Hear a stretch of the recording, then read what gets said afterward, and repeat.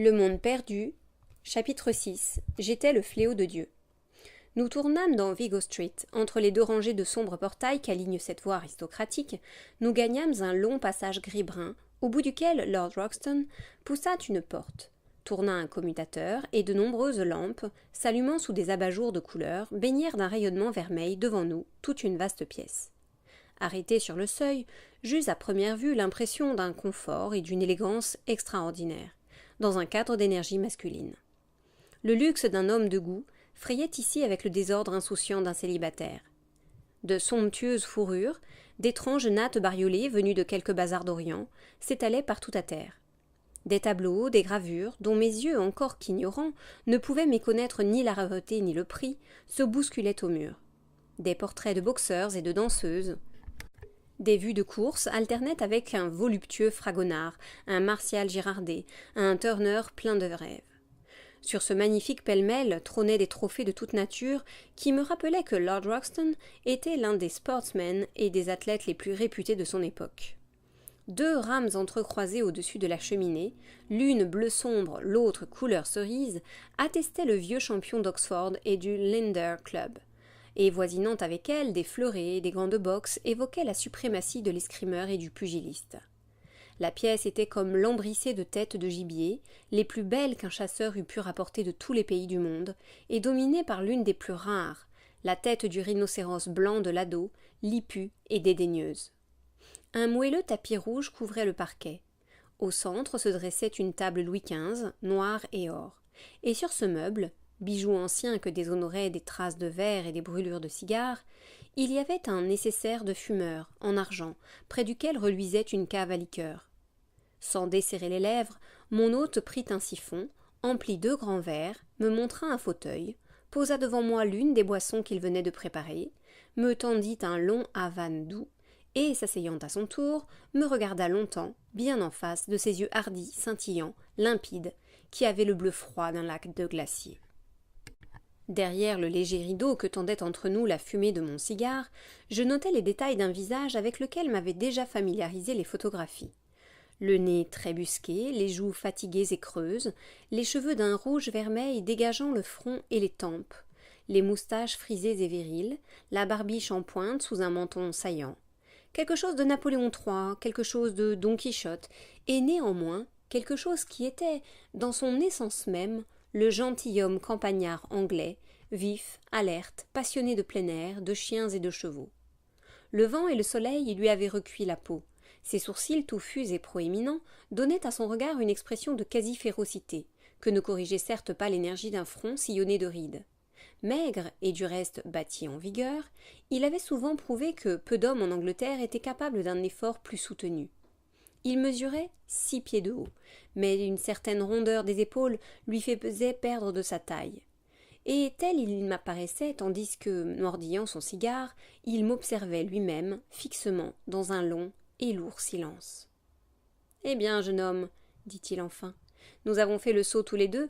Je suppose que vous n'en aviez pas la moindre idée en entrant dans la salle. » « Pas la moindre. »« Moi non plus. Et nous voilà dans le lac jusqu'aux épaules. Il y a 3 semaines, j'arrivais de l'Ouganda. J'avise un coin qui me plaît en Écosse, je loue, je signe. Jolie affaire, pas ? Mais vous ? Oh, moi, ceci entre tout à fait dans la ligne de mon existence. Je suis journaliste à la Gazette. C'est ce que vous avez dit en faisant vos offres. À propos, je vous demanderais, si vous le permettiez, un coup de main pour une petite besogne. Volontiers. Vous ne reculez pas devant un risque. Quel risque ? Ballinger. J'espère que vous avez entendu parler de Ballinger. Non. Ah ça. Où avez-vous donc vécu, jeune homme ? Sir Jack Ballinger est le premier gentleman rider du nord de l'Angleterre. Je le tiens en plat, mais il me bat en obstacle. Tout le monde sait que, sorti des périodes d'entraînement, il boit sans mesure. Il appelle cela faire sa moyenne. Le pauvre cher homme est en état de folie furieuse depuis mardi. Il habite l'étage au-dessus. Les docteurs ne répondent pas de lui si l'on arrive à lui faire prendre quelque nourriture. Mais comme il ne sort pas de son lit, qu'il a son revolver sous sa couverture et qu'il promet 6 balles bien placées au premier qu'il approche, les domestiques, naturellement, font grève. Notre Jack a la main dure. Quand il frappe, c'est à mort. Et pourtant, dites, est-ce qu'on peut laisser finir de la sorte un vainqueur du prix national ? Que voulez-vous faire ? Je voudrais, avec votre concours, l'attaquer à l'improviste. Nous courons la chance de le trouver endormi.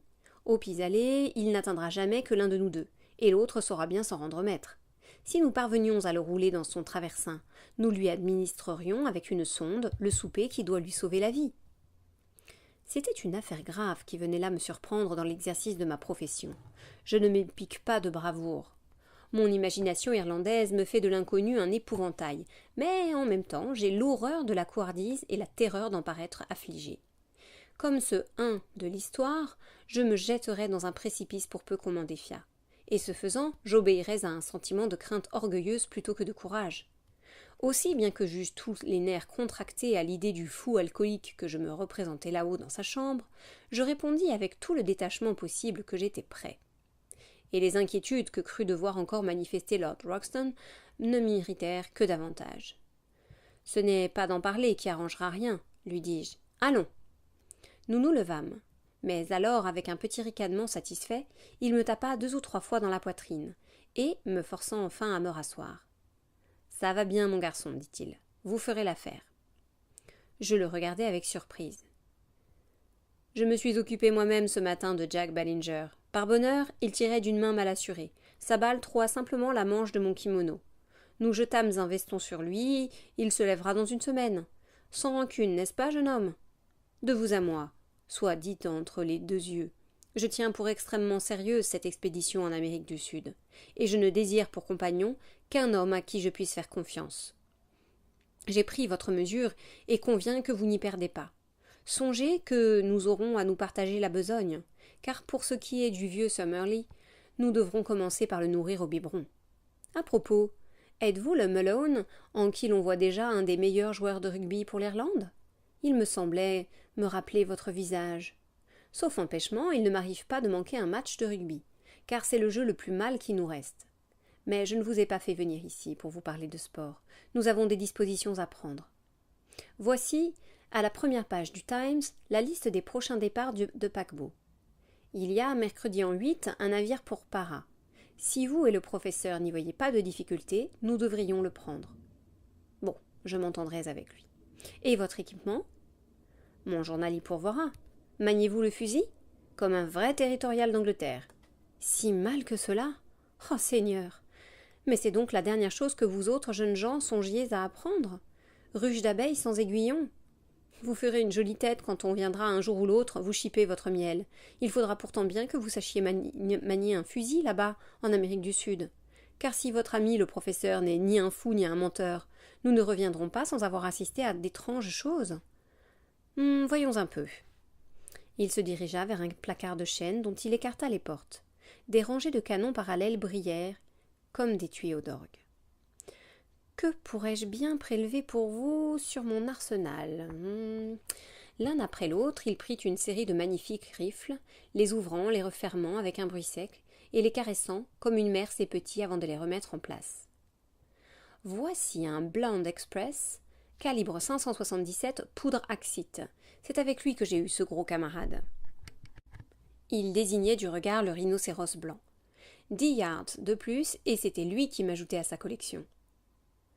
Le faible en ce combat trouve sa chance unique dans le pouvoir ailé d'un petit plomb conique. J'espère que vous connaissez votre Gordon. Il est le poète du cheval et du fusil, et il les manie comme il les chante. Voici maintenant un bon outil. Calibre 470, hausse télescopique, double éjecteur. 2 buts en blanc à 150 yards. Je l'utilisais il y a 3 ans au Pérou contre les commandeurs d'esclaves. Je fus dans ce pays, le fléau de Dieu. Aucun livre bleu n'en fait mention, mais je peux moi vous le dire. Il y a des moments dans la vie, jeune homme, où l'on doit s'arrêter à des questions de justice humaine, sans quoi l'on ne se sent plus jamais très propre. J'ai donc fait un peu la guerre pour mon compte. Je la déclarais moi-même, j'en supportais tous les frais, je la terminais tout seul. Chacune de ces coches, et il y en a quelques-unes, marque la fin d'un bourreau d'esclaves. La grande, là, est pour le plus féroce, Pedro Lopez, que je tuais sur une lagune du fleuve Putumayo. Ah, mais tenez, voici quelque chose qui fera votre affaire. Il prit un très beau rifle à incrustation d'argent. Arme de précision, crosse caoutchoutée, 5 cartouches dans le magasin. Vous pouvez vous fier à cela. Il me tendit l'arme et referma le placard de chêne. À propos, continua-t-il en revenant s'asseoir, Que savez-vous du professeur Challenger ? Je ne l'avais jamais vu jusqu'à ce jour. Moi non plus. Drôle de chose tout de même que de nous embarquer ainsi en portant les ordres scellés d'un homme que nous ne connaissons ni l'un ni l'autre. Il avait l'air d'une espèce de vieil oiseau arrogant. Ses confrères ne semblent l'aimer que tout juste. D'où vient l'intérêt que vous prenez à son affaire ? Je lui contai brièvement mes aventures du matin, et il m'écouta avec attention. Puis il prit une carte de l'Amérique du Sud qu'il déploya sur la table. « Je crois bien que Challenger ne vous a dit que la vérité, » déclara-t-il gravement. « J'ai quelque autorité là-dessus, moi qui vous en parle. J'aime l'Amérique du Sud. Considérez-la, de Darien à la Terre de Feu. C'est le plus vaste, le plus riche, le plus admirable morceau de notre planète. On ne la connaît pas encore. On ne se rend pas compte de ce que l'avenir lui réserve. Je l'ai parcouru de bout en bout. J'y ai passé 2 saisons sèches au temps où, comme je vous le disais, je guerroyais contre l'esclavage. Et il m'arriva d'y recueillir des récits du même genre que ceux dont vous a parlé Challenger, des traditions indiennes qui tenaient, sans nul doute, à quelque fond de réalité. Plus vous découvrirez ce pays, jeune homme, plus vous comprendrez que tout, absolument tout y est possible. On voyage au long des cours d'eau, sur d'étroites pistes hors desquelles tout est mystère. Tenez par ici, sur le Mato Grosso. Il promena son cigare sur une partie de la carte. Et là-haut, dans ce coin où se rencontrent 3 pays, rien ne saurait me surprendre. Comme disait tantôt notre personnage, il y a là une route d'eau de 50 000 miles, circulant à travers une forêt qui a presque la superficie de l'Europe. Vous et moi pourrions nous trouver dans la grande forêt brésilienne et avoir entre nous toute la distance qui sépare l'Écosse de la Turquie. C'est à peine si, dans ce labyrinthe, l'homme a tracé par-ci, par-là un sentier ou une échancrure. Or, le fleuve monte, parfois tout près de 40 pieds, et la moitié du pays devient un marais infranchissable. Pourquoi une telle région ne cacherait-elle pas quelque chose d'extraordinaire ? Pourquoi ne serions-nous pas hommes à le découvrir ? En outre, et la bizarre face maigre de mon hôte rayonna de plaisir, il y a là des risques de chasse à tous les miles. Je suis une vieille balle de golf. Je n'ai plus depuis longtemps sur le corps une place où n'aient porté les coups. La vie peut cogner sur moi, elle ne m'ajoutera pas une marque. Mais un risque de chasse, jeune homme, c'est le sel de l'existence. Cela donne du goût à vivre. Nous devenons tous trop mous, trop douillets, trop mornes. À moi, les vastes étendues de terre, les espaces qu'on parcourt le fusil au poing en cherchant quelque chose qui mérite qu'on le trouve. J'ai tâté de la guerre, du steeplechase, des aéroplanes. Mais la chasse aux grands fauves représente pour moi ce que représentent pour d'autres les soupers fins, une volupté toujours neuve. Et Lord Roxton claqua de la langue. Peut-être m'attardai-je un peu sur cette première entrevue, mais Lord Roxton va devenir pour bien des jours mon compagnon. C'est pourquoi j'ai essayé de le peindre tel qu'il m'a paru ce soir-là, dans l'originalité de ses façons, de ses pensées et de son langage. Il me fallut, pour m'arracher à sa compagnie, l'obligation d'aller rendre compte de la séance. Quand je le quittais assis sous la clarté rose des lampes, il graissait son fusil et riait encore tout bas à la pensée de nos aventures prochaines. Évidemment, pour partager avec moi les dangers probables qui m'attendaient, je n'aurais pu trouver dans toute l'Angleterre un cerveau plus froid et un cœur plus brave. Bien que très fatigué par les événements exceptionnels de cette journée, je restai une partie de la nuit à causer avec Mac Ardle. Je lui exposai les faits de telle sorte qu'il crut devoir en référer le lendemain à notre directeur, Sir George Beaumont. Nous convînmes que j'enverrais au journal des récits détaillés de mon voyage, que ces récits prendraient la forme de lettres adressées à Mac Ardle, ou bien la Gazette les publierait au fur et à mesure de leur réception, ou bien les réserverait pour une publication ultérieure, au gré du professeur Challenger, puisque nous ignorions encore les conditions qu'il devait mettre à nous fournir les moyens de nous diriger en pays inconnu. Nous l'interrogeâmes par téléphone. Il commença par fulminer contre la presse et finit par nous promettre que, si nous lui faisions connaître le bateau que nous prendrions, il nous donnerait au départ, les indications qu'il jugerait convenables. Un second appel nous valut des gémissements de sa femme, se plaignant qu'il fût déjà dans une très violente colère et nous suppliant de ne pas l'exaspérer. Une troisième tentative, plus tard dans la journée, n'eut d'autre résultat qu'un fracas terrible, suivi d'un avis du bureau central nous prévenant que le récepteur du professeur Challenger était brisé. Sur quoi nous renonçâmes.